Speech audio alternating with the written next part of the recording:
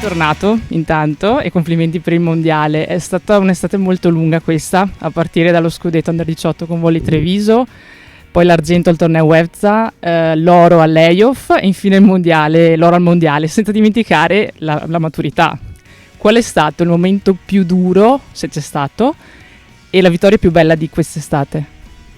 Allora, il momento più duro credo sia stato a metà giugno, quando dovevo sia studiare per gli esami e sia allenarmi durante il collegiale, e durante il collegiale mi sono fatto male la caviglia e quindi ho dovuto recuperare molto in fretta la caviglia, e nonostante questo dovevo allenarmi duramente per tenermi il posto in nazionale. La vittoria più bella credo sia stata l'ultima, quella della Coppa del Mondo, perché comunque è un qualcosa che veramente non capita spesso, e essere riuscito insieme alla mia squadra a raggiungere questo obiettivo è veramente una soddisfazione grande. Adesso la prossima avventura sarà la Serie A3 con Trentino Volley. Ti trasferirai a Trento tra pochi giorni, farai anche l'università, ti sei iscritto all'università.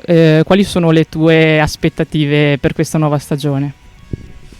Allora, le aspettative che ho è sicuramente fare il meglio che potrò fare e impegnarmi al massimo in tutto quello che ci sarà da fare. Per il resto adesso non ci penso più di tanto, e quando sarò lì penserò a impegnarmi e basta. Ok, vuoi fare un saluto a Volley Treviso nel quale sei cresciuto, insomma, negli ultimi anni? Sì, allora Treviso è stata la mia casa, sono cresciuto qui e da un sacco di anni che sono qui, e volevo ringraziare davvero questa società per tutto quello che mi ha dato, e sono felice di aver avuto la possibilità di stare qui, perché posti come questo non ce ne sono in giro. Quindi grazie davvero a tutto il Volley Treviso. Grazie, in bocca al lupo Alberto.